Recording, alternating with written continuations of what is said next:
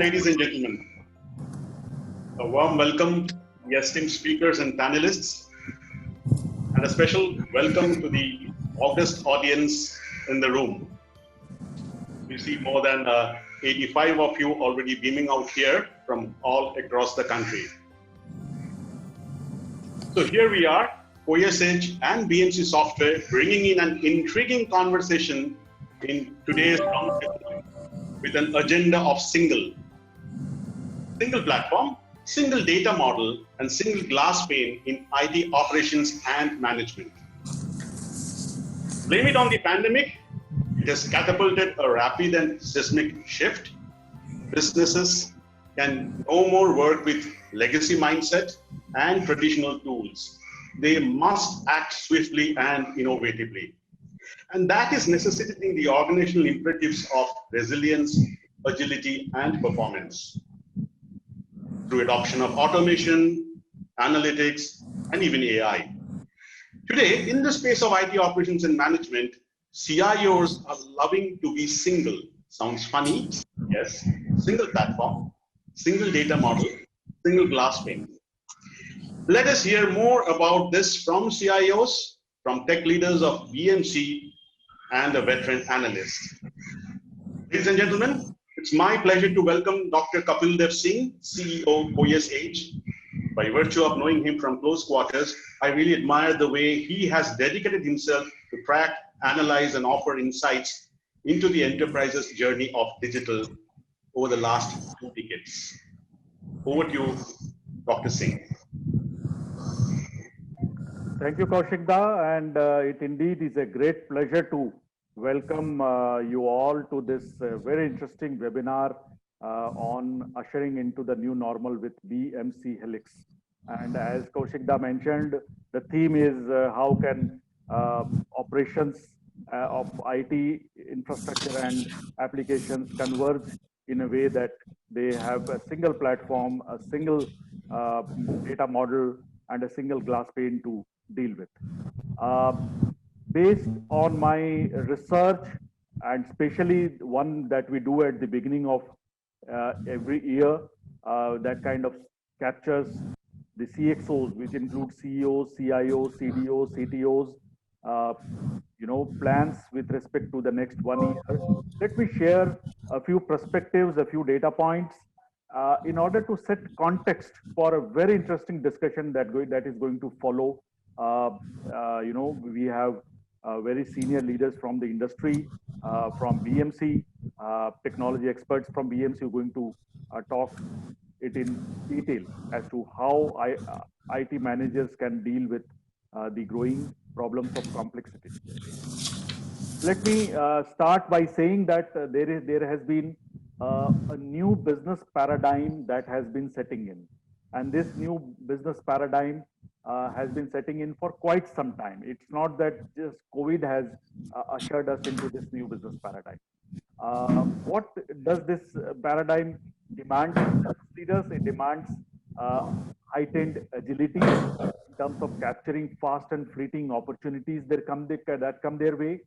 It forces them to go for ruthless efficiency in order to save each penny that is possible through automation, integration, and making every bit digital that can be done by a human being. And finally, while they deal with agility and efficiency to manage the heightened risks that come with it. We all know that if we were to become more agile and become more efficient, there is this increase in overall risk level that comes with it. So agility, efficiency, and risk management are the 3 imperatives that businesses have been dealing with. That's at a strategic level. Let's come down a notch below, and what is that they are doing at an operating level. At an operating level, businesses are fast remodeling themselves as data-driven organizations. How can there be more decision-making that is being data-driven? And how can these decision-making be autonomous in their effect? How can more and more processes be automated and integrated? How can organizations adopt a leaner structure? they can empower their people and make them more competent for a new era that is emerging fast. And the culmination of all this is on the third level, which is IT and applications infrastructure, the operations and management of IT. The need is for remodeling of IT, automated and data-driven processes at IT level, and an integrated environment to provide and optimize the services on demand and address issues that come up faster.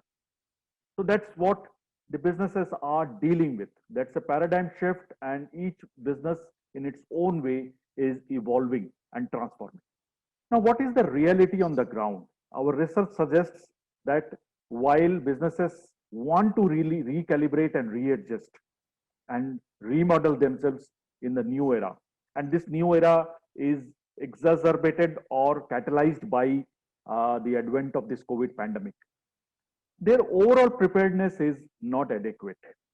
The CEOs we spoke to at the beginning of this year, 44% of them said that their preparedness to deal with this new paradigm is low, whereas another 27% felt that they are maybe just prepared. So the sense which we get from them is that there is this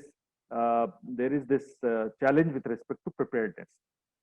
But CEOs are very clear in their ask. What is that they are asking? Very clearly, they say three things. They're looking for a new IT model to support their business, and they want their IT leaders to kind of work on that. And I'm sure each IT leader is working on that. The CEOs want enterprise-wide digital transformation so that they can recalibrate and remodel themselves. And CEOs want a firm answer to the issue of sustainability and continuity. So what does it mean for IT decision makers?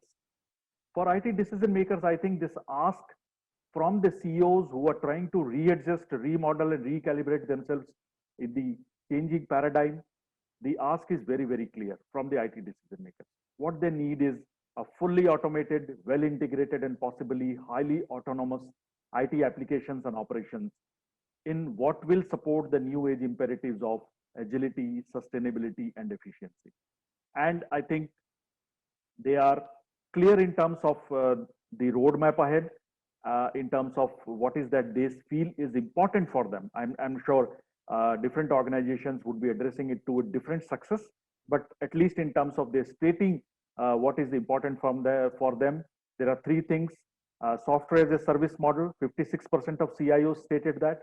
End-to-end managed IT services, 53% of this CIOs suggested that. And overall IT help desk and management automation, where 51% of the CIOs suggested that.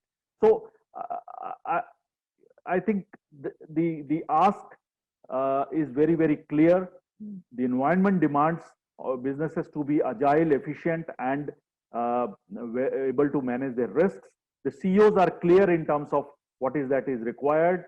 They feel the preparedness is low, and the implication for IT managers, IT leaders to do what is required to be done is very, very clear. So with those few words, I'll end my talk and give it back to Kaushika. Thanks, Kapil. You are obsessed with the mantra of being autonomous, which is being driving the automation, the analytics, the artificial intelligence, and of course, in a very agile, responsive, and swift way. So, ladies and gentlemen, no sharing is complete without a bit of fun. And you are like more than 100 of all of you inside the room, and we adults also like fun, right? So, I'm going to engage with you across few exciting questions during the course of the hour. And the correct response, the first correct response will get a surprise grade. And all Indian sense said, perseverance and patience pays well. So stay tuned. Join me in welcoming our next guest, Mr. Sunil Thakur, Country Director, BMC India. Sunil has 25 years of executive experience in customer engagement, working with companies like BMC, HP, BSNL, and Citi. He leads businesses in India and SAARC, or BMC, spearheading the digital transformation initiatives for customers in areas like digital service and operations management, application workflow orchestration, and mainframe optimization. Sunil, over to you for the industry keynote.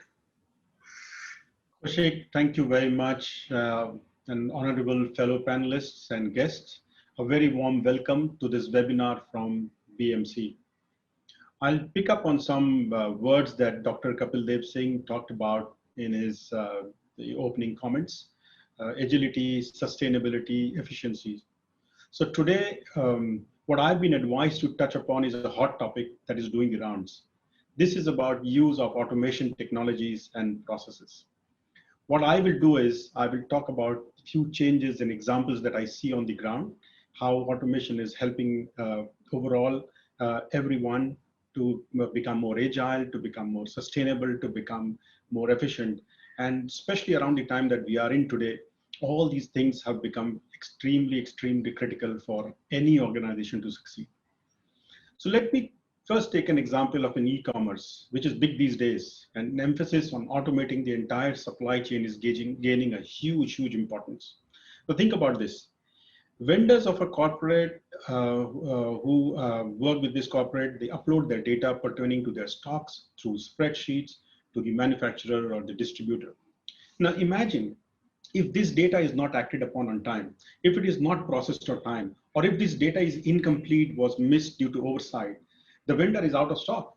And this is a very huge business risk in today's environment in the form of trust, customer satisfaction. In this day and age, customers have the choice to switch and they will not wait. I see that constantly happening in my home, right? If somebody is not able to deliver on time, we will quickly switch off and order somewhere else. What this means is the digital business process automation should be an imperative and priority for every organization which wants to harness the power of going digital. Because having the best in breed technology is not a business accelerator anymore on its own. Stitching together the whole business processes across your technology will deliver the business outcomes that you're looking for. That is why there is so much interest around this topic, and especially in today's context. Whenever I go and meet up our customers or our places where there are implementations, almost 75% of my meetings, I'm talking about automation all the while. Let me give you one more example. All mission critical applications that depend on a very healthy data center.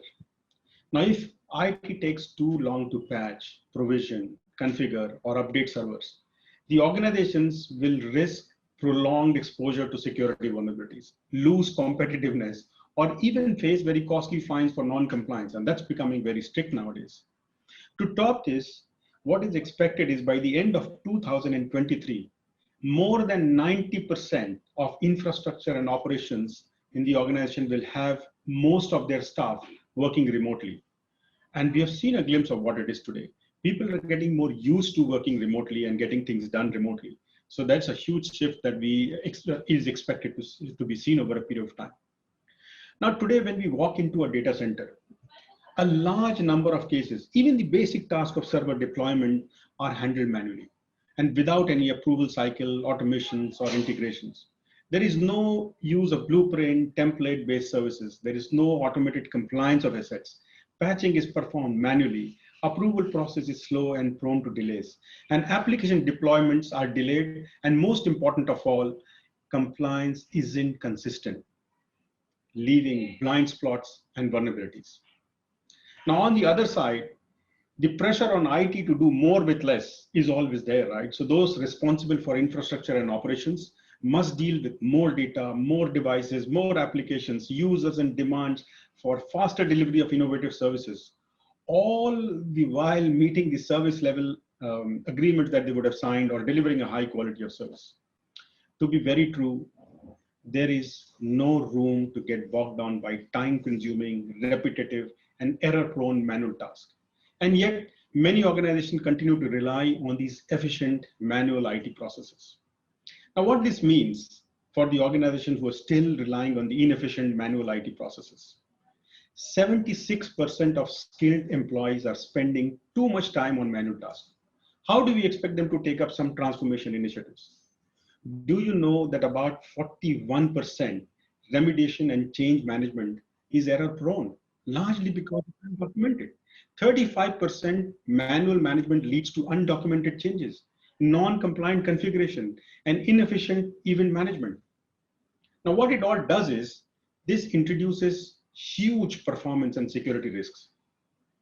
Now, let me talk about the solve. What are the approaches that you can take? There are more than one kind of approach that you could go for.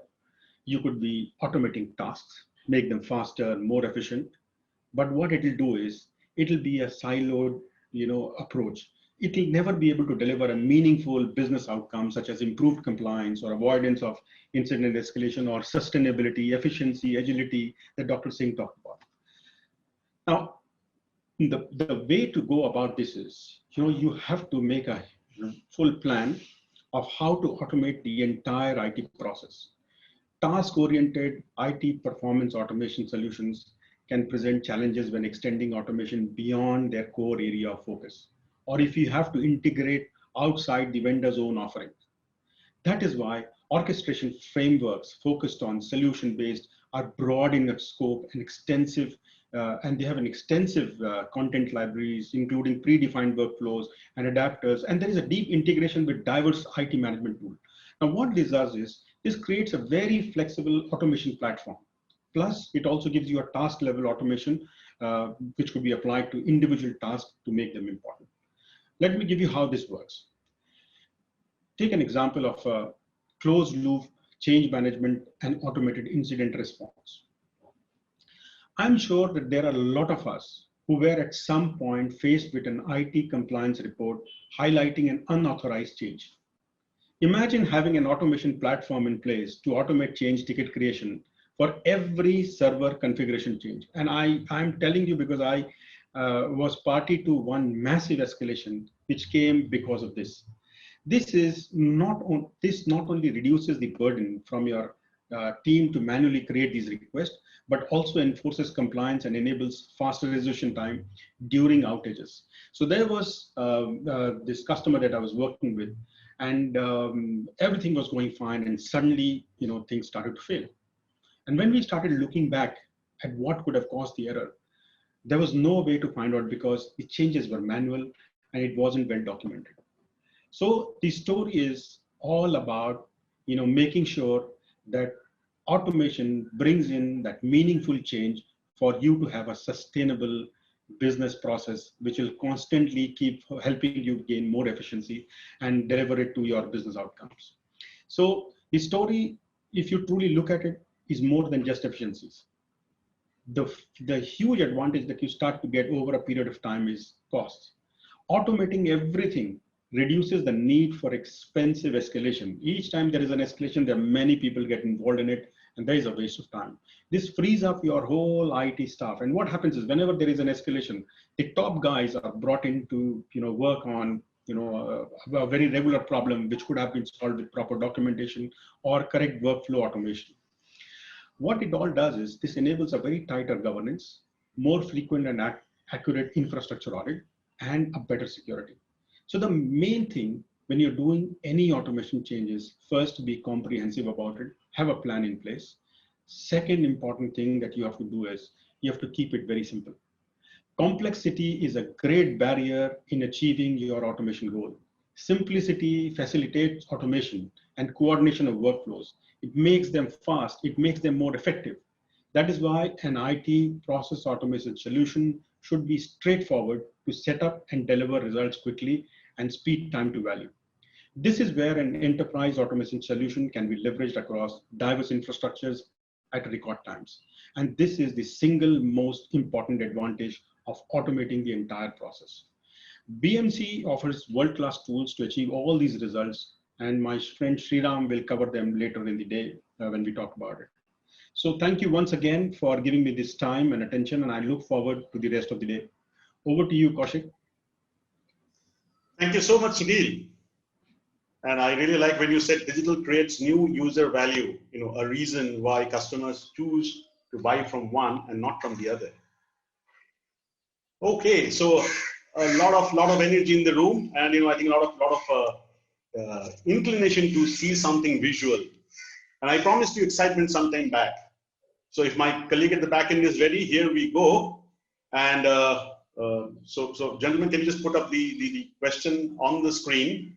The first question should be coming on the screen, and this promises you a cool 1,000 rupees voucher. And so what's the question?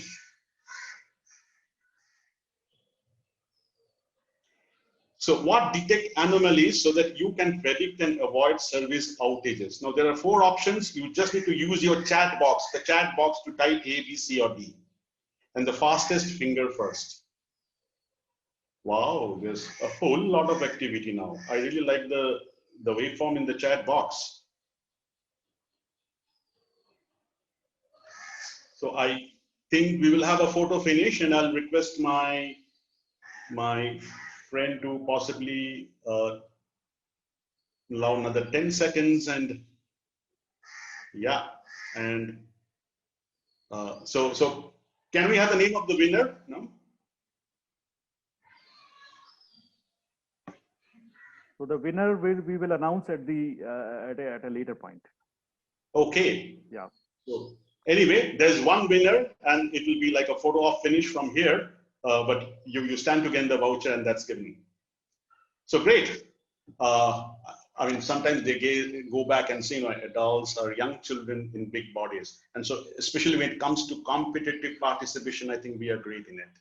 So awesome. Ladies and gentlemen, we move into an engrossing phase of the session, the Thought Leaders Roundtable, decked by 2 of the tech leaders managing IT operations of large and complex businesses. Join me in welcoming Mr. Abhay Bapna, CIO, Adani Wilmar Logistics. Abhay is a seasoned DX expert. He specializes in creating disruptive value through emerging tech, especially in the supply chain management practice. Abhay has deep experience in E2E planning, optimization, and execution enablement of process in multiple domains while managing global projects in the services industry. Welcome, Abhay. And also our next panelist is Sharath Sahai Mathur, General Manager at CRIS, Center for Railway Information Systems. And Sharath is an IT specialist with extensive experience of working in the railway, logistics, and manufacturing sectors. And his core expertise is in enterprise architecture, IT strategy, business process improvement, and IT in supply chain management. Welcome, Sharath. Thank you. And I invite Kapil to sort of, have some provocative conversations with the gentlemen, and Sunil, you too can join. Kapil, over to you. Yeah, thank you, Kaushikda. And welcome on this very interesting Thought Leaders Roundtable, Mr. Bapna, Mr. Mathur, and Mr. Thakur. So I would first request Mr.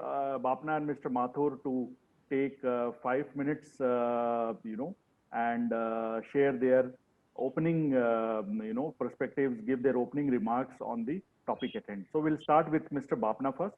Mr. Bapna, if you can share your initial thoughts, and once we listen to your and Mr. Mathur's initial thoughts, then we'll get into the discussion mode, sir. You are muted, sir. So the key point which I felt was our topic is very interesting, and the first and foremost thing is data silos. Everything is silos. Everything is every company is trying to grow or automate things, but the challenge which comes in the automation is, where do I start? How do I identify which is my critical path or critical items in the automation? Should I use robotic process automation or predictive method or artificial intelligence? So the challenge starts from that point. So first and foremost is to understand what is business critical points which you are trying to solve. So whether it's a AI operations issue, or it's a manufacturing, it's a logistic, it's a procurement, what is my business problem which I am trying to solve? It can be IT enabling or automation of IT process, from management of logs, security alerts. Those are the things which we have to first focus and identify. So what is at the critical part, that's the first thing which we should focus, and that's how we work here. Second is like everybody nowadays is talking about automation, artificial intelligence, predictive maintenance, or robotic process of it. So I give you a simple example that everybody wants to do RPA, but are we able to do, what is the starting point for that RPA? What is on my critical path, and how do I identify that critical path, and which can give me both direct impact to the business? That's where we have to think as a first step. Second, what I felt was when you say automation, one is if you really look from IT point of view, it's more on the background thing which we monitor logs or IP address or port or new switches or whatever hardware your configuration. So that's one which is background, where huge data which is machine driven can help IT team to take a better decision, which is in the sense that when the data is just generated on machine based, it's a more accurate data. There is no manipulation, it's a clean, and the more thing is you need to have a right model or tool which can be applied to give you right insights. So I don't want to go into the what do you call, we normally call it as a hint size, that is post-mortem type of thing where you try to analyze, but now you have a right tool which can help you to decide when my server will be down, when, what is my log saying, and that is one way of helping purely at IT side. Second, there are other areas which are nothing but manufacturing, logistics, supply chain, transportation. These are the areas where there are a lot of manual work are there. That's a right target where RPA and other automation tools can be used. We have used different tool depending on the problem, criticality and priority of that, and impact of that particular problem to overall solution or the organization. So that's how we have started, especially. And the challenge now is the data is at silos. The data is in multiple systems, which were we got it over a period of time. Now the challenge is, how do I synchronize data? How do I standardize data? That's where we are right now working. But we are on the right path right now. So from prediction to AI model to RPA, these are the things we are taking step by step. Our approach was more on start pilot, have some small team in place who looks after that, learn easily, learn quickly, fail quickly, and move to the next step. That's how we are going right now, actually. Yeah, great. I think very interesting points in terms of prioritizing, in terms of aligning it with the need that business has on the ground. And what I really liked about what you just said, Mr. Bapna, is about I think you have spoken very candidly about the challenges that IT head typically faces while he or she is working on automating the IT operations part. So we will come back to you. I'm sure there are questions that will arise, and you will be the right person to address some of those questions. Let me go first to Mr. Mathur and request him to share his initial thoughts on the topic. You are on mute, Mr. Yeah. Thank you. Yeah. I hope I am audible. Yes, you are. Okay. Thank you very much for having me on this forum. Actually, I find the topic very interesting, and all the points that Mr. Bapna made also very relevant. I would like to just discuss and take off from where Mr. Thakur was talking about logistics as one of the areas in which there has to be a lot of integration that occurs across different organizations, and that is how the information flows from an organization to another, and that has to be a seamless flow.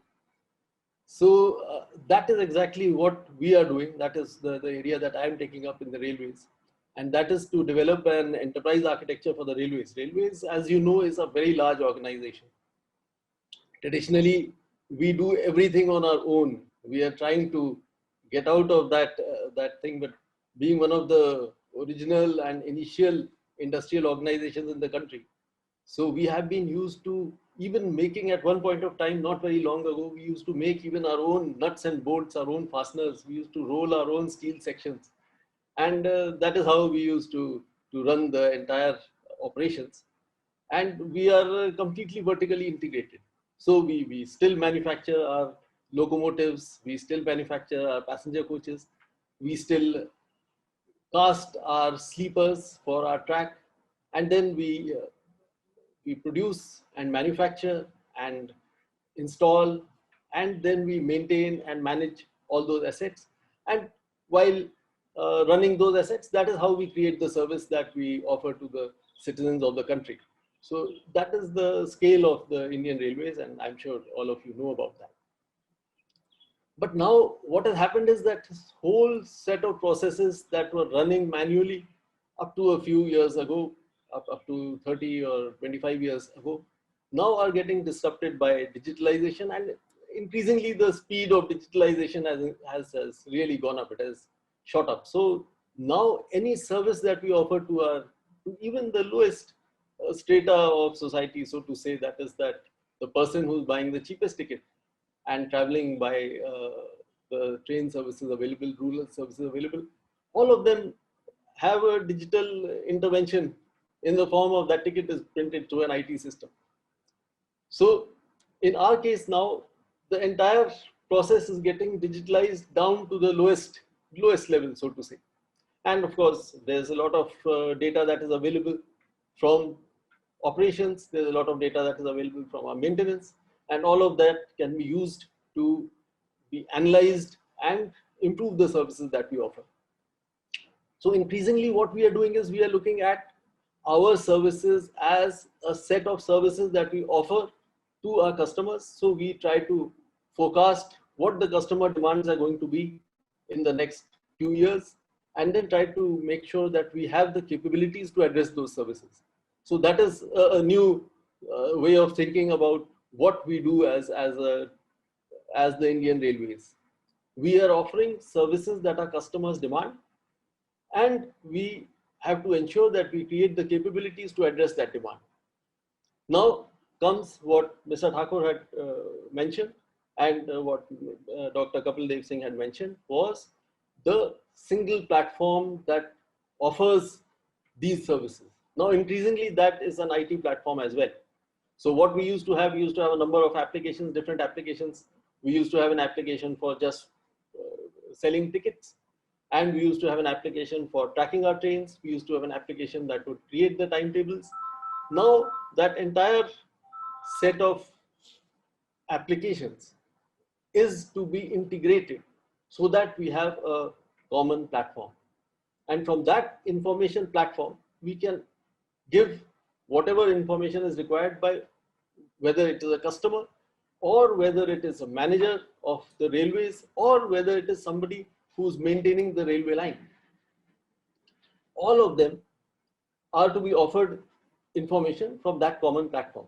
So hence the enterprise architecture effort that is being taken up by the railways. So number of things were mentioned. For example, the importance of not only the individual applications, but the importance of the underlying data. Data, we realize, dances to its own tune, so to say. It has its own relationships, it has its own intricacies, it can be aggregated, it has its quality issues. So one is that you look at the data layer completely as an independent set of entities. Then on top of that, you have applications that are utilizing that data.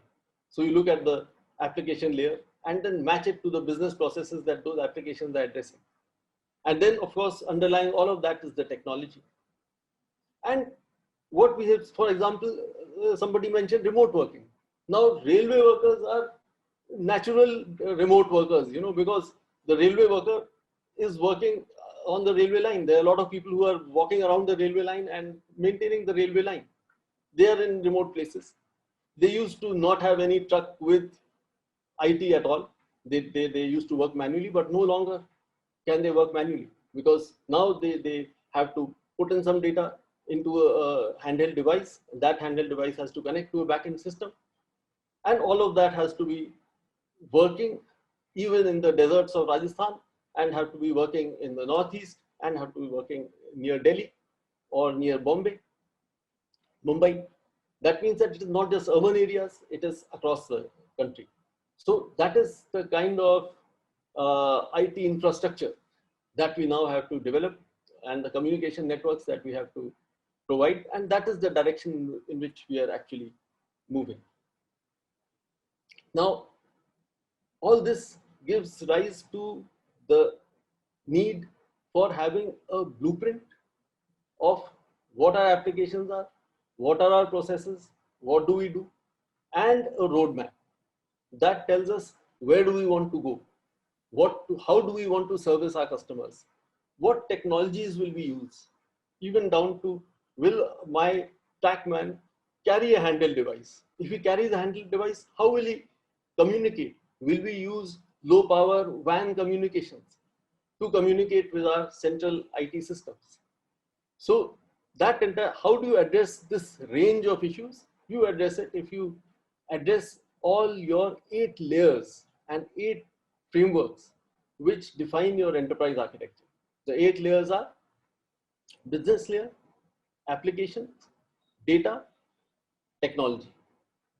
And against that, there are 4 more frameworks that you have to adhere to. Security, which was mentioned. So security, integration, and performance, to ensure that whatever application you have, is it running the way it is supposed to run, which again was mentioned by Mr. Thakur. Performance. I have made these great dreams. Am I able to achieve those dreams? So there has to be a performance framework that you follow to ensure that you are getting what you require. And all of that runs against a complete governance framework in which you make sure that whatever all this multifaceted system that you have set up, you can manage all of them and they remain relevant. All your blueprints, your roadmaps remain relevant as external conditions change. So that whole effort is where we are going. In a bird's eye view, that is what we are doing right now. That indeed was very, very, I would say, holistic in a very small period of time. And it is a delight, as always, listening to you, Mr. Mathur. And I think you very nicely highlighted certain aspects which every business is going through. Though Indian Railways is a different case altogether, being one of the largest employers of the world, the largest rail network, and the complexity that comes with it, and over a period of time, multiplicity of IT efforts, and how to kind of bring all of them together for a seamless data play to emerge. And I think it's a mammoth task. But you rightly highlighted certain aspects that are relevant for every organization today, and that is complexity, that is how do you kind of integrate everything with each other, how do you allow data in silos to talk to each other and have a meaningful play to emerge. So I think Indian Railways is a case study, and you have very nicely articulated that case study here. So with that, let me open this for a few Q&As. I will request if Mr. Bapna can also come on the screen, if he can put his video on. And my first question goes to Mr. Thakur. So Mr. Thakur, you have been hearing to very senior technology leaders, and each one coming from a very different industry, and talking about the challenges on the ground in their own ways. What are your initial thoughts which have come to your mind while you were listening to them? It is very exciting, actually, when I listen to the industry leaders, and they are all stalwarts in the industry that they are in, right? And the amount of transformation that I see across in the Indian diaspora, IT diaspora, is simply, if you look at it from the way we handle this whole pandemic situation, think about it, one fine day, everything is stopped. And like most other IT workers, most other the normal workers, even the IT workers couldn't go to their offices. And yet there were IT systems running, there were processes running, and we could manage the whole show. There were people who went home and they didn't have a device to connect back into their offices. And yet we managed to get all that thing done. And, it almost went like unstoppable, right? Everything went serviced. So, kudos to amazing efforts like the sirs that we have here who've done amazing amount of work and extremely proud of.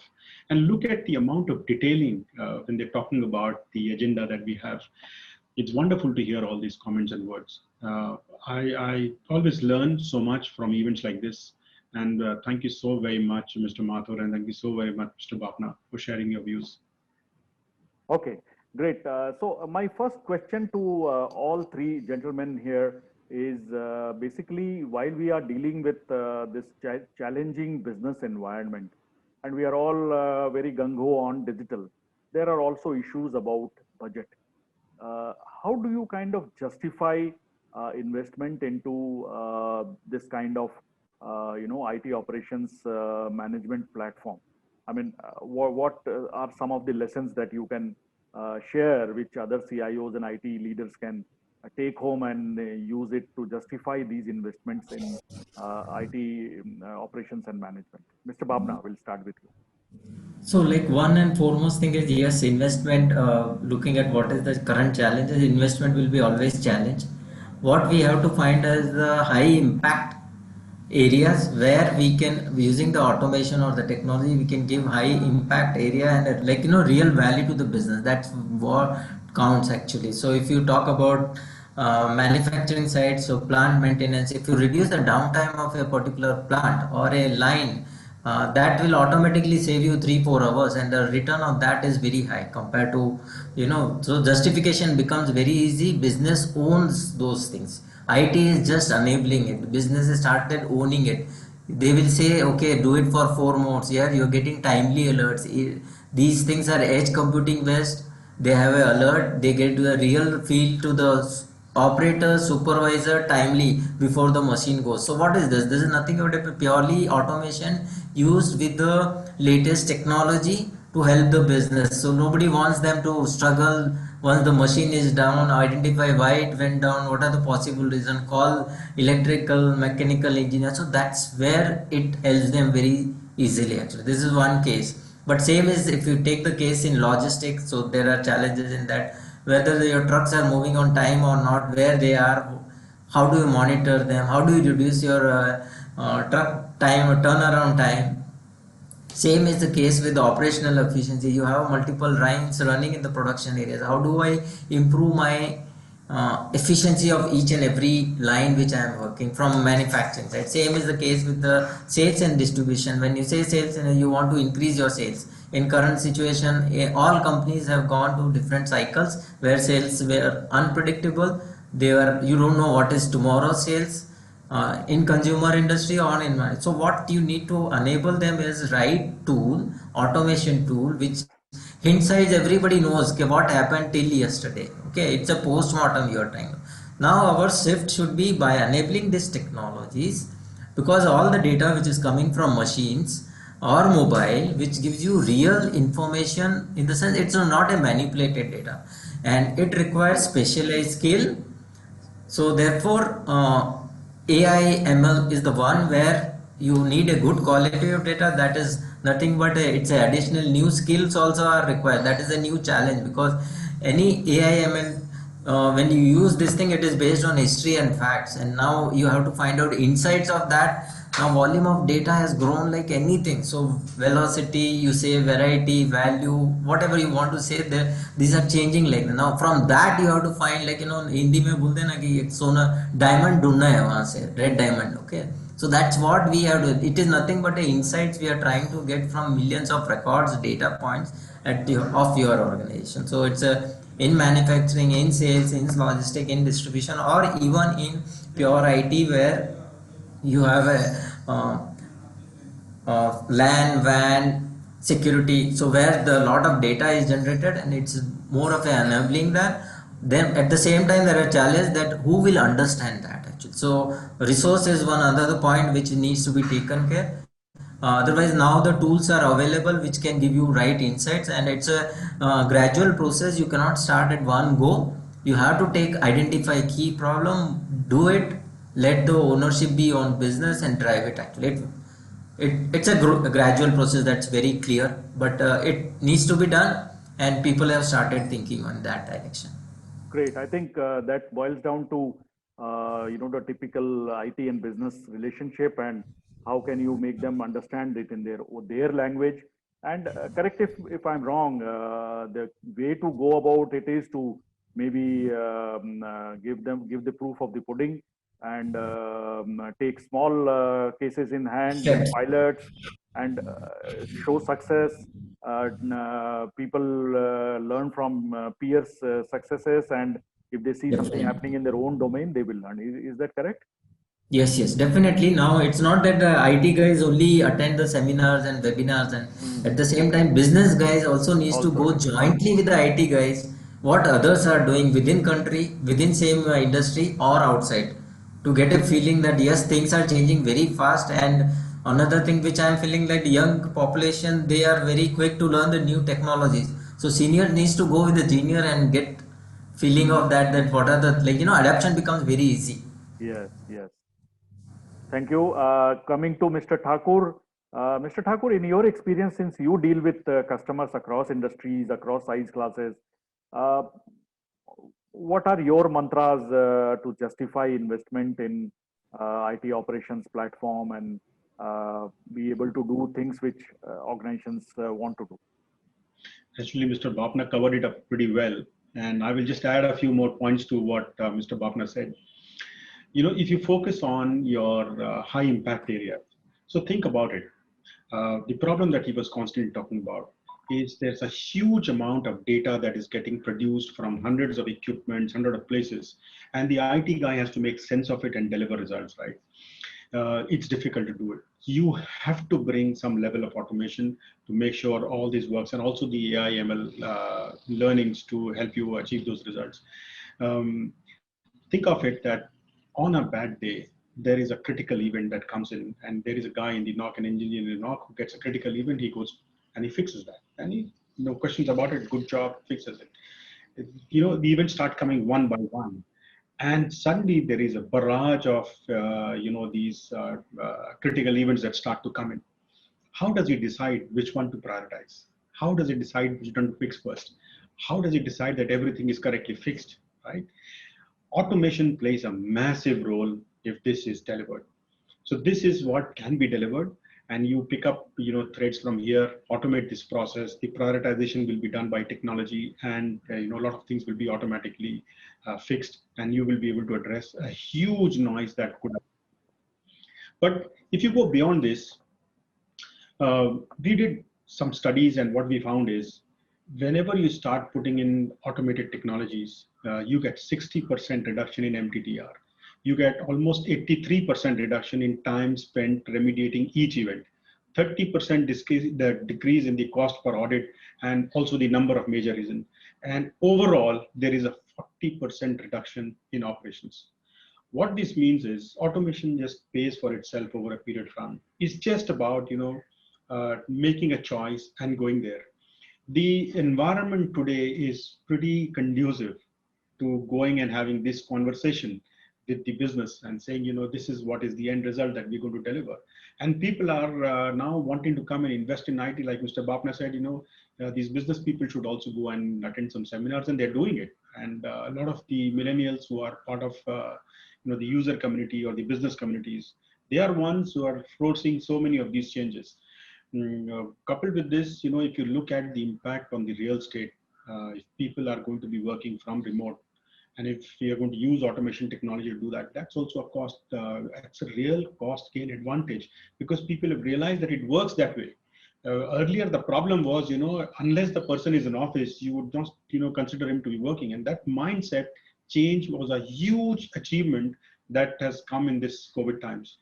So all in all, there are many, many ways in which you can justify, and these are great times for you to justify automation.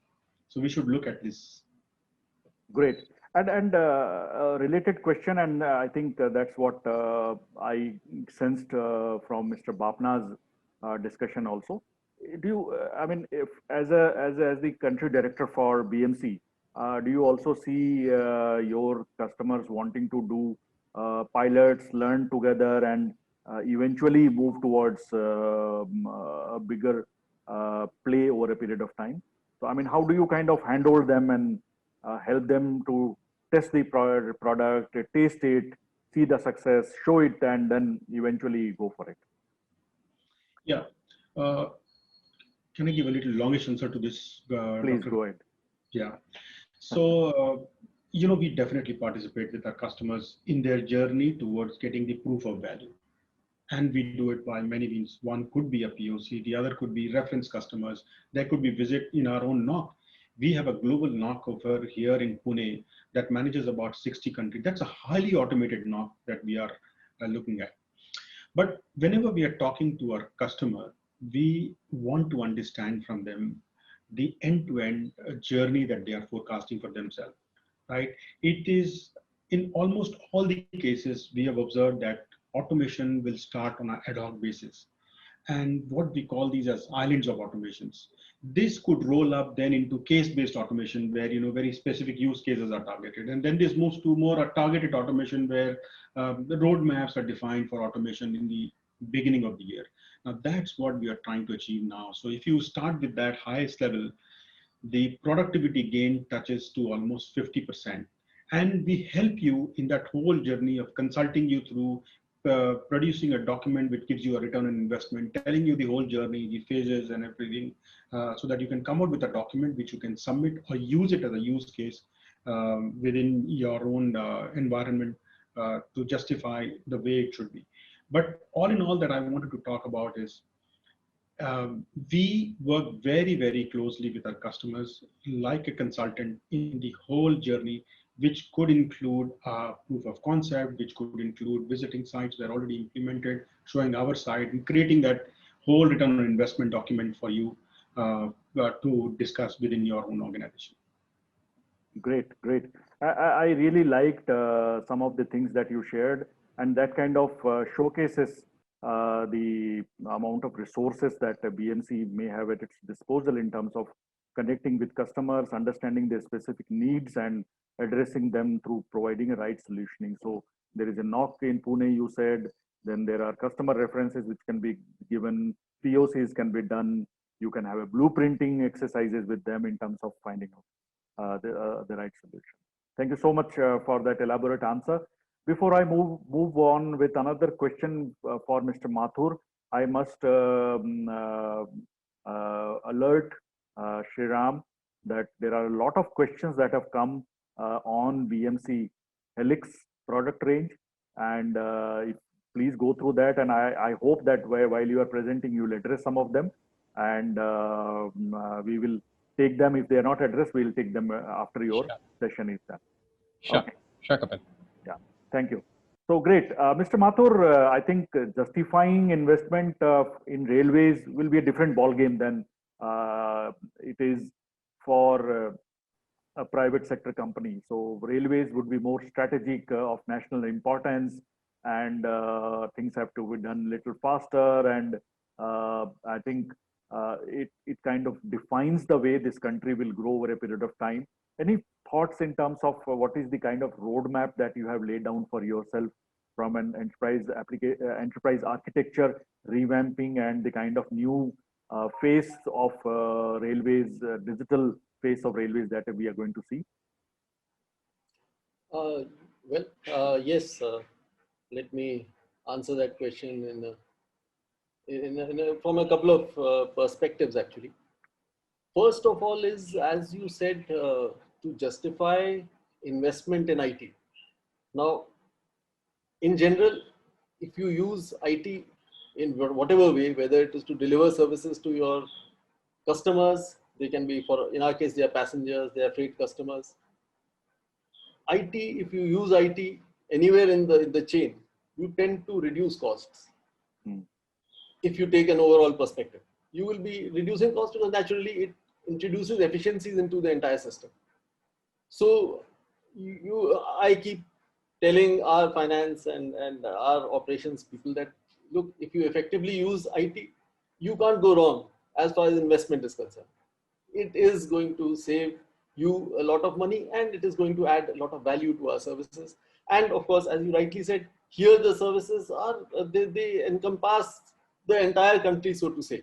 You know, even if we don't travel by train ourselves, perhaps now many people do not travel that much by train. I mean, in our childhood, all of us used to travel. Now some people are moving by air because they are moving from one urban center to the other. But there are so many goods that are moving by train. Their power is coming because coal is moved by train. Their fuel oil is moved by train. So everybody is impacted, definitely.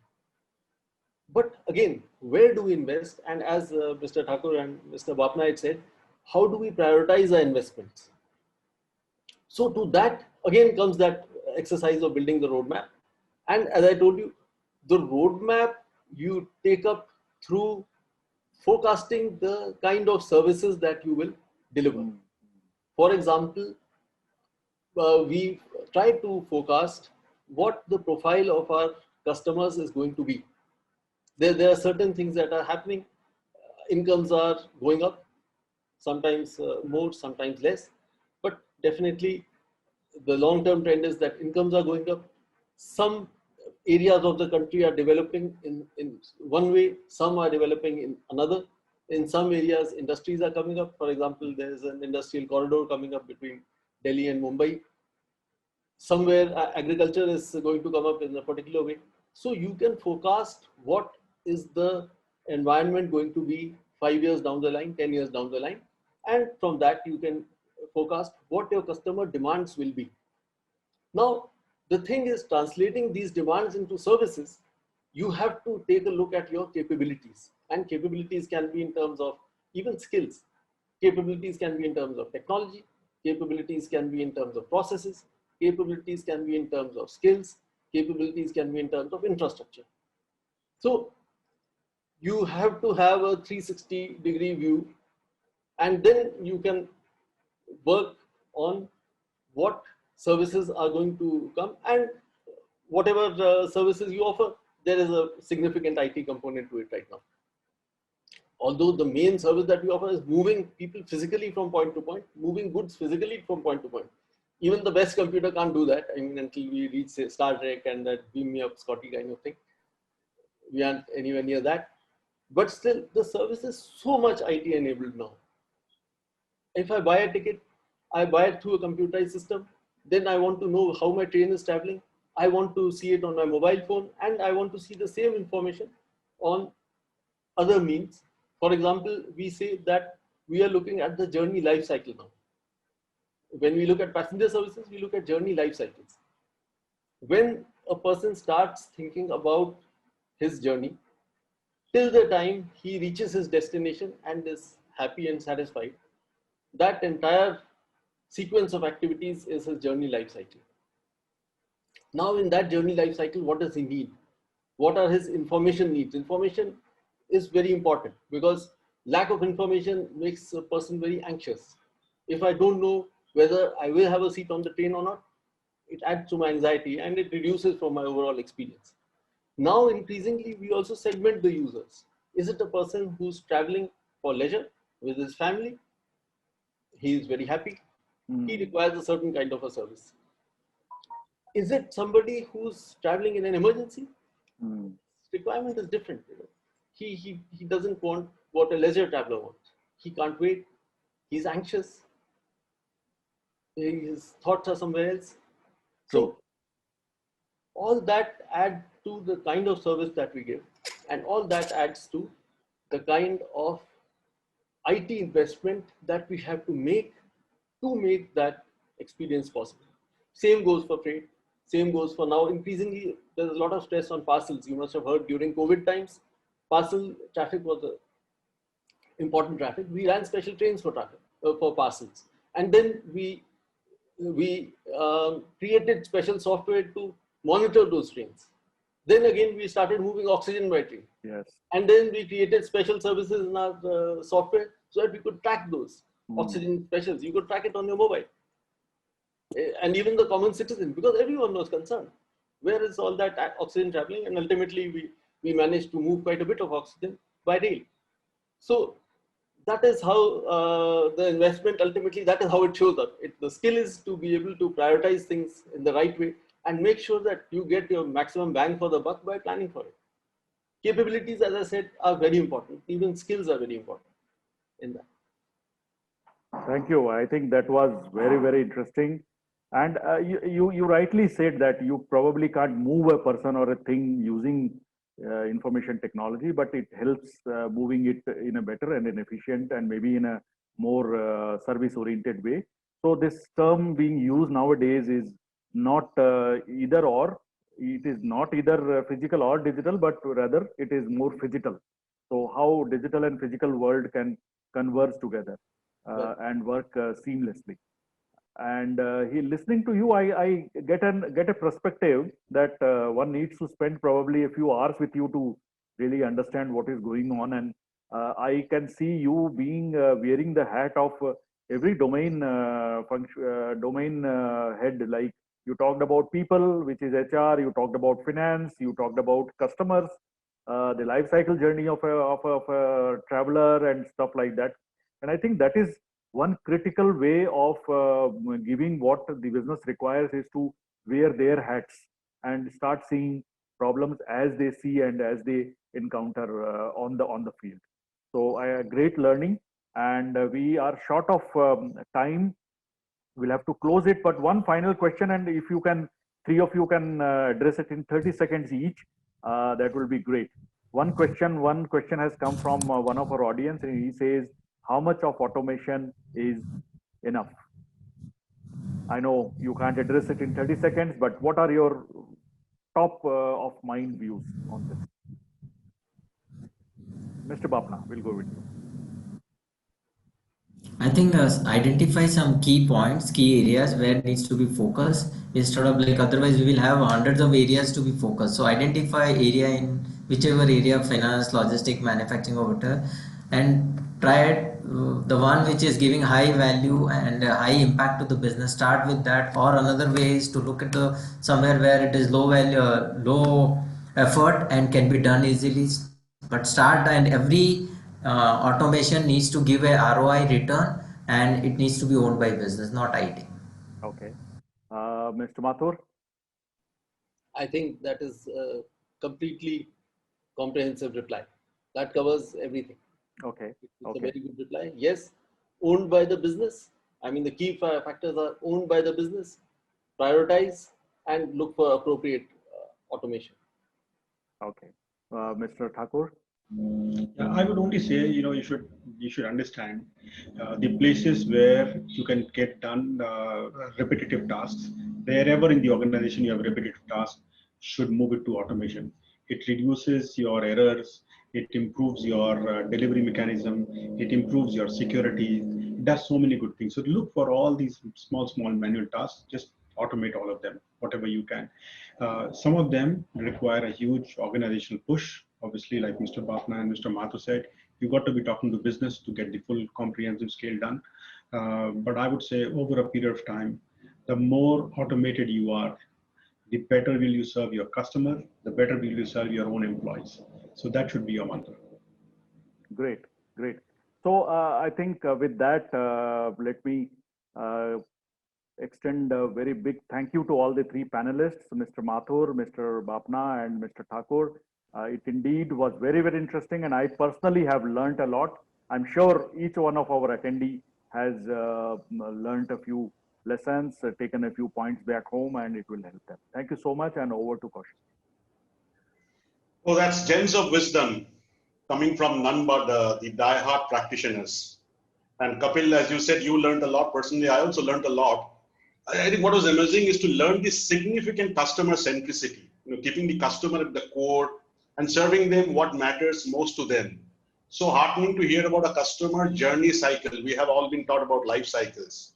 And I think Mr. Bapna spoke about looking at the greatest impact area, the GIA, if I may call it, and being owned by business. So IT is truly no longer IT. It's like, part of the entire, driving the entire business. And it's so, I think post-pandemic, that's what the collaboration is absolutely at the height. When I look at all the C-suite working together and owned by the business. True. Stepping outside my role, I made this comment because I felt so engrossed in this conversation. So, ladies and gents, time now for the second exciting question. And if I may request my colleague to put it up on the screen. And what is so fascinating is, even before the question has been put, I think we got 50 answers. And I think that's true being agile forecasting. I like that. I hope we have plugged all the cybersecurity loopholes for this session. But thumbs up to all of you guys. And so hold your breath, count to, and fastest finger first. And the question comes up. Which of the following options is not part of this event's byline? We all love to be single, but there's one single we don't want to be. And again, it's frantic activity at the back end. Wow. It looks absolutely like a war room when I look at the chat box. So fantastic. And we'll again have to do a little deeper dive to really photo op the finisher. And but that 1,000 rupees of that glorious voucher is well assured to you. And that's not all. We have 50 lovely vouchers to be given to the fastest respondents. We'll all talk about performance, and the easiest way to meet performance possibly is fast. So the respondents who share the feedback, that will be put up after the next session. And that's 50, ladies and gentlemen, that's 50 500 rupees voucher. So stay tuned.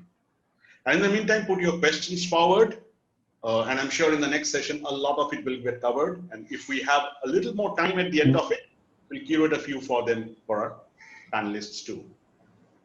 So now, moving to the interesting capsule of today's session. Ladies and gentlemen, join me in welcoming Sriram Murthy, Account Manager, Digital Service and Ops Management, BMC Software.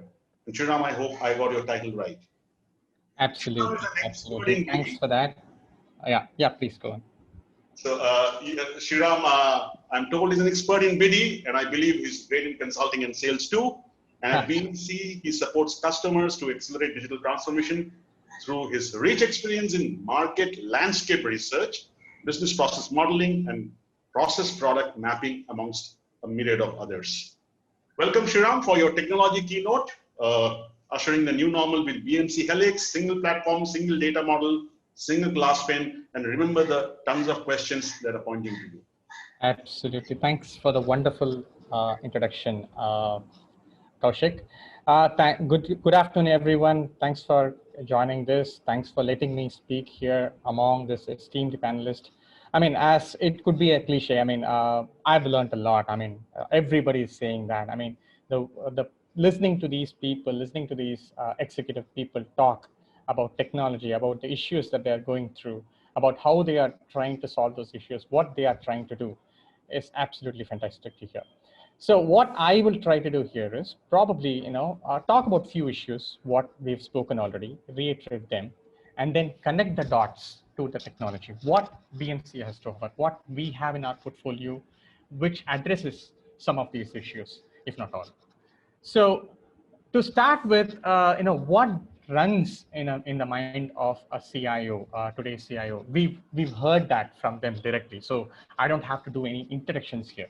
So let me quickly go there and tell you that one, they think about what is happening outside. What are the trends that are happening? What is my competitor doing? What is the industry doing? Where is the next disruption coming into? And the second, they think about what's happening inside the company. What are the problems I'm facing? What are the challenges that I'm going through? These are the two things that generally keeps a CIO and a CTO thinking about what I need to do next.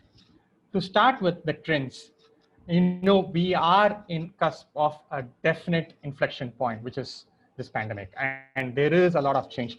IT has stamped the value in every company recently. And because whoever thought IT is just a support enablement center now are running to IT to run their business.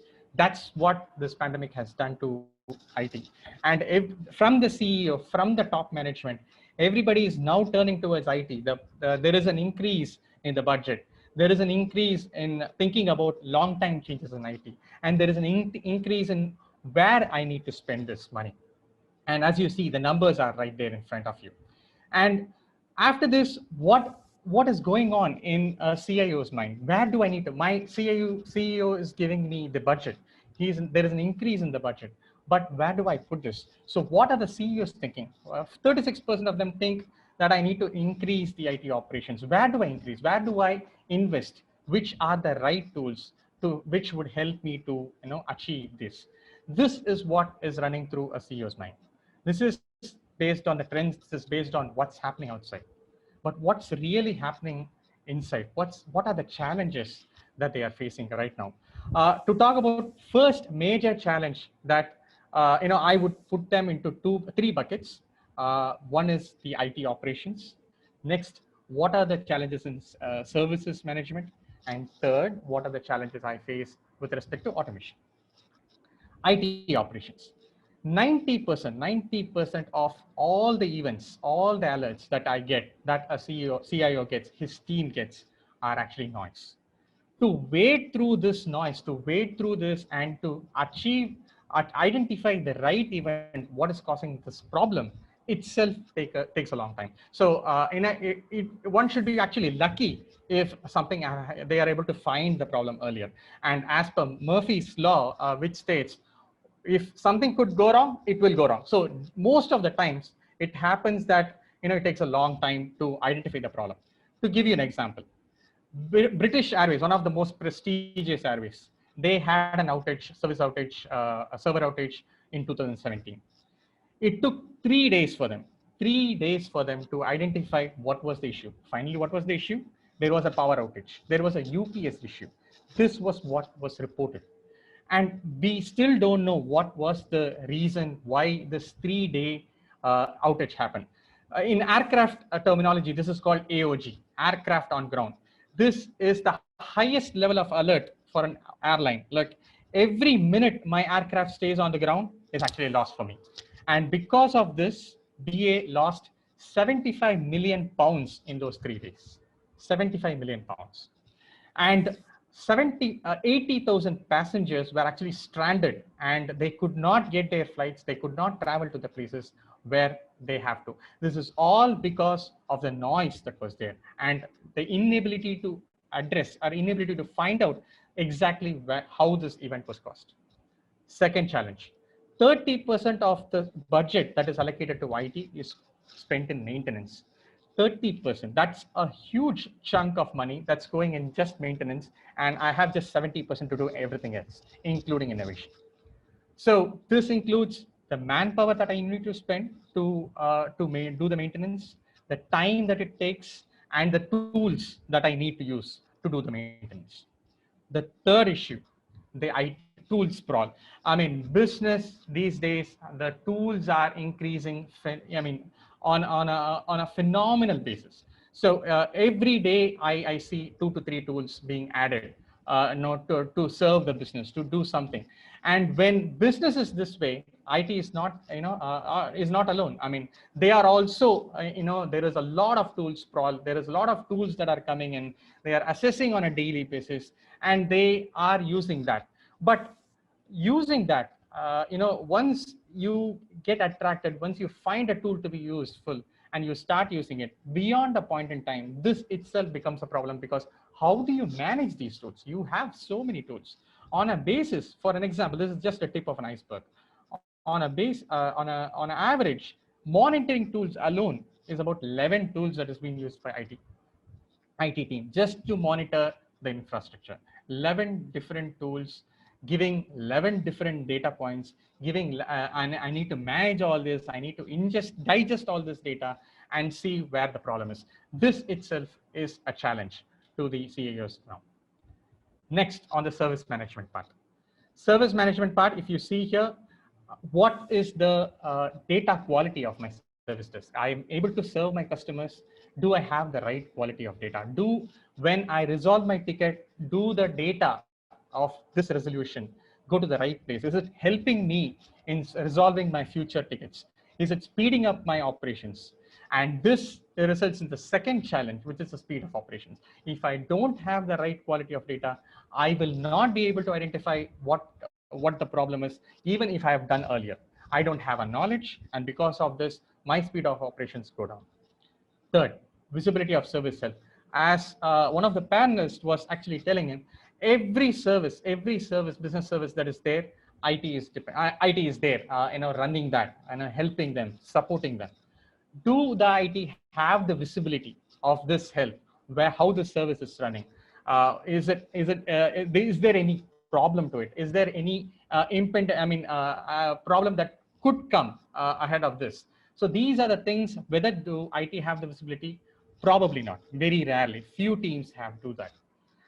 Poor employee experience. So when I'm using about 30 to 40 tools on a daily basis to raise different go through different applications, from my CRM application to my leave portal to my different applications, on an average every employee these days are using 30 to 40 different tools. And when each of these things, when HR I have to go to a different person, for IT ticket I have to go to a different tool or a different person. When I do this, my total experience or employee experience comes down. I need one place to do all this. That would be great, but that's not happening these days. And finally, the ROI. Everyone, if you start in a service management tool, the next question is, what is my ROI? I don't get my ROI. I couldn't realize my ROI. In that case, either the tool is not properly deployed, or you're not getting the right data to analyze or to realize your ROI. Going further, next is on the automation side. So if you see, there are, as I told, the tool sprawl and the applications, there are so many teams that are working. On the left-hand side, you can see the teams that are working in my company. There are auditors, there are administrators, business users, developers, DevOps teams. So many teams are there, and they are working across different, and they are helping or supporting or working across different business processes that are in the right side. It could be if you're a bank, it could be ATM transactions, it could be digital wallet, it could be fraud detection, or if you are any other company, it could be payment processing, claims processing, online bookings, anything. All these work under a plethora of different platforms, applications, SaaS applications. So many different things are coming in together. And this is simply like a orchestra symphony that you are going to. You go there, you are there to listen to some excellent music there. But if there is no conductor, if there is no someone to actually orchestrate this entire process, all you hear will be a cacophony. I mean, though there will be wonderful violins and so many other instruments that they're playing, if there is no proper orchestration, all you hear will be cacophony. And that is what is complexity that people are facing with respect to business automation. I have applications, I have my teams, I have so many processes, but who's orchestrating it? Who's working this? These are the problems. With this, I will have just one slide to take you through how a CIO would look to solve these problems. What is required? What we have to offer. To start solving your business problems, you start with a foundation. You start building something, you start with the foundation. What is my foundation? My infrastructure. It could be data centers, it could be cloud infrastructure like public cloud or private cloud. It could be any permutations and combinations of this. This is where I start identifying where the problem is. And to start with, what do I start? I need to discover my infrastructure, right? I need to discover where they are. I need to discover what are the different types of infrastructure. It could be servers, it could be networks, it could be network servers, it could be cloud assets, all these, and what are the relationships between them, how they are interdependent between them, each other. And all this, discovering all this infrastructure, I need a place where I need to place them, a database that is a one source of truth for my entire infrastructure. That is one place which is continuously getting updated, which provides me the right data at the right time. That is your CMDB, configuration management database. So, okay, I have discovered my infrastructure. I have placed all, I have created my database. And what next? I need to start monitoring my infrastructure. It could be applications, it could be operating systems, it could be storage, hardware, database, whatever it could be. It could be network devices, whatever it could be. I need to continuously monitor all these infrastructure continuously, so that my CMDB is continuously updated. I need to have a view of where the problem is. And if I already have a plethora of monitoring solutions, which is true with most of the cases, then I have so many applications giving so many data. How do I view it? How do I bring all this thing together? That is where you have a single pane of glass management. One place to manage them all. One place to rule all the applications together. Now have my data dashboards together. And for this single pane of glass management, I need to have 5 key capabilities which should come together to give me this. I'll start with predictive AIOps. This is something that you could have heard multiple times. This is a Gartner word that has come up now, but there are multiple names to it also. This is sometimes it is referred as AI-based IT operations. Sometimes they refer to as analytics-based IT operations, sometimes referred to as algorithmic IT operations. But the truth is, all these three, it's a combination of all these three together. AI helps you to wade through the noise. AI helps you to identify the right event at the right time. Algorithms help you to find the patterns. If one event happens now, if there's a pattern, identify those patterns. Analytics, bring those data in, use that data for my future purposes, so that data helps me to identify my event or my alert faster. This is the key crux of AIOps, predictive AIOps.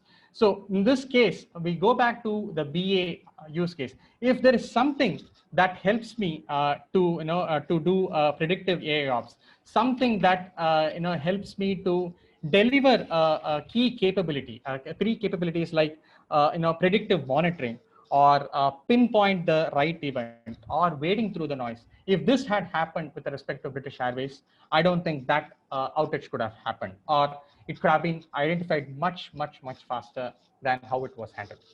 These are the 3 capabilities that AIOps bring. Okay, once AIOps is there, what is the next key capability that is needed? Next is to manage my cost and capacity. There are, as the organizations grow, you grow in terms of not only business, but in terms of the applications, but in terms of network, but in terms of the data storage, everything rises. But beyond a point, this is actually a good headache to have. I feel I'm growing, but beyond a point, to manage them becomes a big headache. Most of the times the CEO is approached by a business application owner saying that my application is down. It says hard disk is full. Now I need it's additional storage. Please allocate. So most of the times the knee-jerk reaction would be, buy additional storage. If it is cloud, buy additional immediately, or a provision an additional server, and that is costing money. What if I say you have a capability to identify at any point in time, identify what is the correct capacity that I have, what is the additional, where is something lacking, which business division to which I've allocated this particular capacity, it's lacking, where it is excess. If I have all this information at one single place, wouldn't it be easier for me to just reallocate from one place to another, saving a lot of money? I don't have to go for purchase. I don't have to touch my budget. Rather, I can use it in the right way, the right time. This is cost and capacity management. And what if AIOps can actually help you to predict, say if you are an e-commerce company or any other company facing the customer, and you have a holiday season coming or a particular season coming up where there is high bandwidth required, you can exactly predict what is required based on your experience with something like AIOps. If this plays a role and gives you the exact prediction so that you can actually go with the right bandwidth and without any doubts about whether you will be able to serve the business surge. Next key capability is security operations. Security operations is critical, absolutely critical. You need to stay safe from all those malwares and all those hackers out there. But the theory says, whenever there is a hack that comes into a vulnerability that is identified, it takes about 84 days to actually get out of that company to close that vulnerability. Whereas it also says, the data also says that it only takes 30 days for a hacker to actually generate a new malware. So there is a gap of almost 2 months between the hacker giving more and more malwares, or establishing more and more malwares, and the companies closing those vulnerabilities. How do you stay ahead of this? How do you keep yourself secure? This is where it comes. You can see CCEPV. It is nothing but configuration management, compliance management, patching management, provisioning, deprovisioning, and vulnerability management. You need to have all these components together to have a perfect SecOps. And I'll start with vulnerability.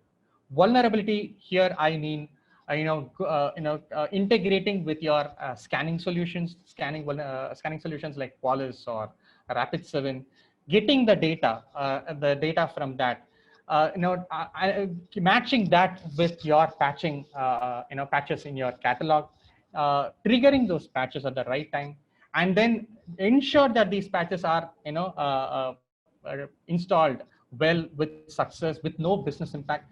This is vulnerability management, and this is what the entire SecOps provides. And when about large attacks are happening, whenever you read about large attacks happening, most of the times you see this is because the patch is not being applied at the right time. Very simple. It could sound very simple, but this is actually the major reason for most of the attacks to happen. Patch is not applied because you are so engrossed in serving to a business critical applications, business critical processes, that you just don't have time to update your patches on time. And most of these patches, if they are manual, it takes a lot of time. It impacts your business, and that's why people generally defer it. And because of this creates a whole new monster, which is hack from a malware. Next comes endpoint asset management. I mean, this is very, very relevant on this current situation. Now, the entire IT management has moved out of office into the homes. Now, this is where IT was completely, last year when I was actually speaking to different CIOs, they are just saying to me, please don't come to me now, I'm busy, or please only talk about this. I don't want any other topics to be discussed with me. This is the level of importance that was given to endpoint asset management. How do you maintain your assets that are at home? How do you ensure that they are securely connected to your network? How do you ensure that they are patched at the right time? How do you ensure that they are using the authentic softwares that employees should be using? How do you do that? How do you ensure that it is completely updated and is always up to date, and it is automatic? You don't need to every time go manually do this. This is endpoint asset management. And finally, business automation. As I told you earlier, business automation, there is a cacophony, there is a plethora of processes, teams, and applications. How do you orchestrate? How do you wade through this? This is what we call as business automation. RPA, or robotic process automation, is just a small part of it. It's just like one instrument. What RPA does is mimic a particular person's, what he is doing. But this is what we are looking at is at a much higher level. We are looking at orchestration. We are looking at working through multiple applications, working through multiple processes, and how all these applications work together. So this, for example, let me take a bank as an example.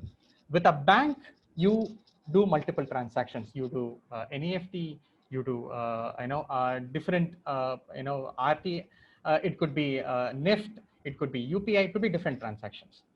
But it could be MasterCard. You could pay online with your card. It could pay internet banking. You could go to a shop and swipe your card. There are different ways you access your money in the bank.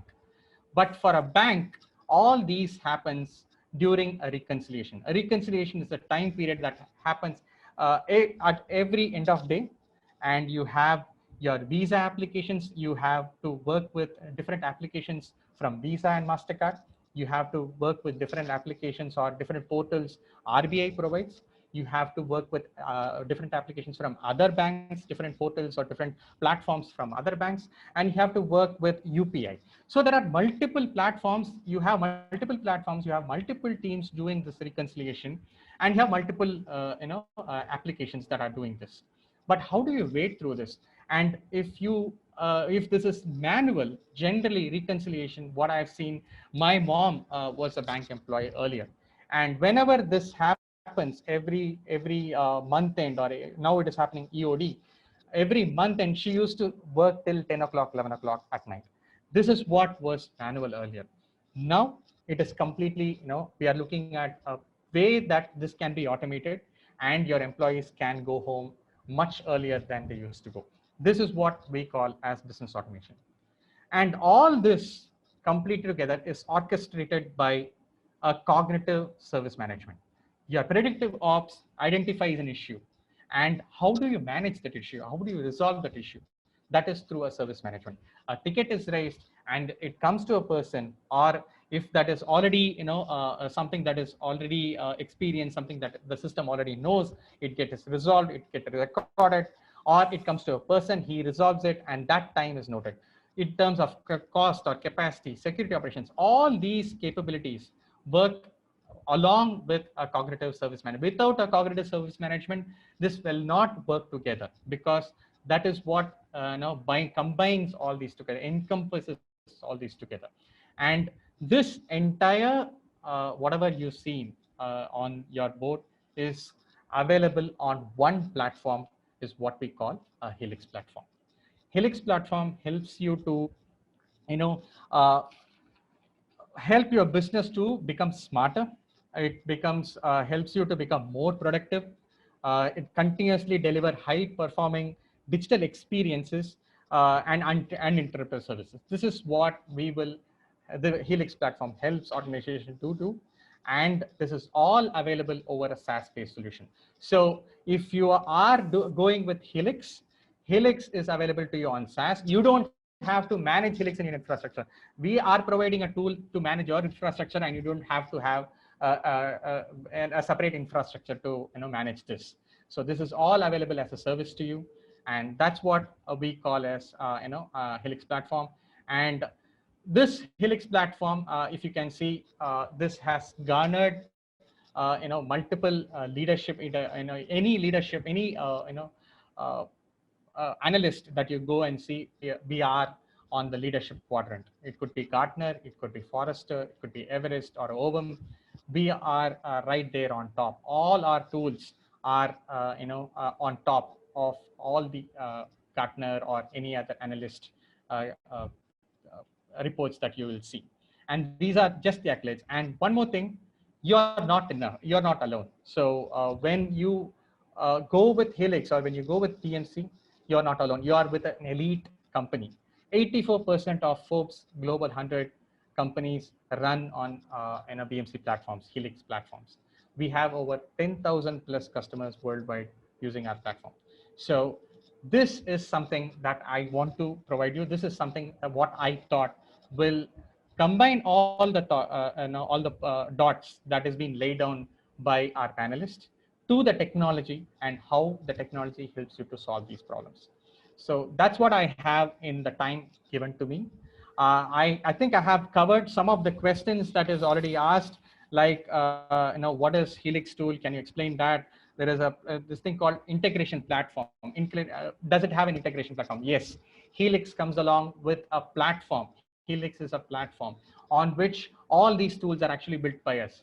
And when you go for a platform like Helix, you can also build your own tools. It is you can build your own tools just like how these tools were built by us. This is a platform. It also provides you different ways to integrate with other applications. And these are the questions that I have. I think most of them I've already covered. And that's it from me. Thank you for giving me this opportunity. Thank you, panelists. Thank you, everyone. I hope this 15-20 minutes were quite useful for you. Thank you. Thanks, Sriram. That was comprehensively engaging. Also, it's very simple, impactful, and memorable. And I really like the paradox, Sriram. I mean, with all that you spoke about being single, with no pun intended, single platform, single data model, single glass pane. When you are single, you are not alone. So I really carry home that paradox. To engage further with Sriram and team of BMC, ladies and gentlemen, you need to invest the next 50 seconds. We are almost at the end of the business hour. We just short the time by maybe in 5 minutes. I think I'm sure we will have your permission to do so. So I'll request my colleague to put up the code on the screen. And before we do that, there's some interesting update. There's some, yeah, and I know, I mean, I definitely should be talking about the 3 winners. So we went agile and we did that little bit of a photo hopping at the back end. And we see that the 3 winners are, for the question 1, it is Vijay Rode. And for question 2, the winner is Aldrin D'Souza. So Vijay, Aldrin, congratulations. And the one that wasn't, announced, so there's always a surprise when there's a prize. And that was the last question in terms of how much of automation is enough. So I think Amit Gupta goes home with the winner of the best question. So good, gentlemen, congratulations. A lot to carry home, and we still have 50 vouchers to be won. So, so Kaushik, the 3 winners will get 1,000 rupees Amazon gift voucher, which will be sent to them through mail or through SMS or WhatsApp. And what we are going to now do is request our attendees to fill the feedback form. And again, I will use the phrase that you have been using. I know you borrowed it from Amitabh Bachchan, fastest finger first. And we will show you, we will give you a QR code and a link that you can use to go to a site where it will take less than 2 minutes for you to fill up a feedback form. And the first 50 entries, each one will get a 500 rupees Amazon gift voucher. So give a candid feedback, and here goes the link.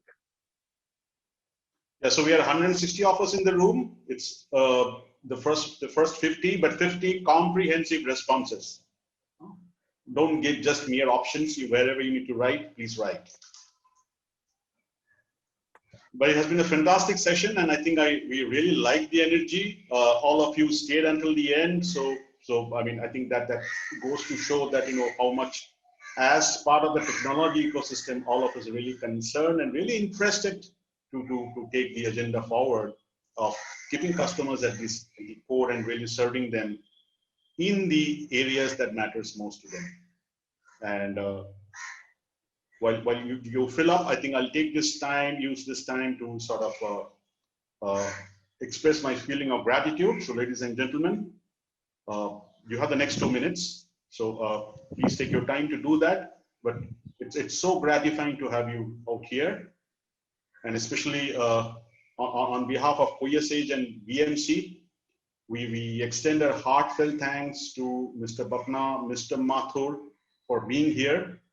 You really decked up with your wisdom, with very practical nuggets of applied cases. Sunil, I think you lit up with all your experience, and I mean, the nice story that you shared of what happened and how you took your team forward. And of course, Kapil, for nicely moderating the session. The panel discussion really went very vibrant. And so on behalf of Coeus Age and BMC, we really extend our heartfelt thanks to all of you in this room. And there's 160 of us, I think from all corners of the country. So I must take the opportunity to step up and thank to the technology with whatever G that we are, the 3G, 4G or 5G. But Hanji, that includes the platform, the fast internet, but all of this really works. And connecting myriads of devices that we are connected with. Hats off to the digital space that we are. And I think definitely this is a gratitude to the universe for making it happen. Yeah, so I would like to extend a special thanks to my good friend, philosopher and guide, Mr. Kaushik Chatterjee, for agreeing to become the MC for the day. And I think without you, it would have been a dull show. So thanks very much for your interesting way of weaving the narrative together. A very special thanks to Mr. Bapna and Mr. Mathur, who not only spoke but also took the efforts to address many of the questions which have been asked. There are quite a few questions that are being asked, and I'm amazed the kind of curiosity that it has generated. And thank you, Mr. Bapna and Mr. Mathur, for answering those questions personally. Special thanks to BMC team, Mr. Thakur, Mr.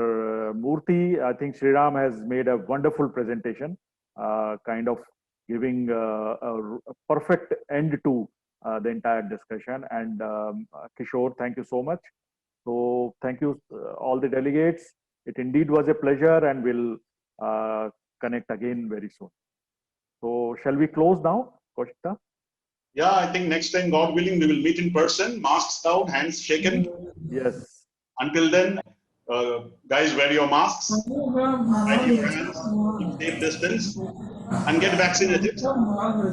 Thank you and goodbye. Thank you, sir. Thank you. Thank you. Thank Thank you you. all. Thank you, panelists. Thank you so much. Thank you. Thank you, Mr. Thank you, Bapna. sir. Thank you. Thank you, Mr. Mathur. Thank you, Kapil. Thanks, Thank you. Kaushik. Thanks, Sriram. Yeah.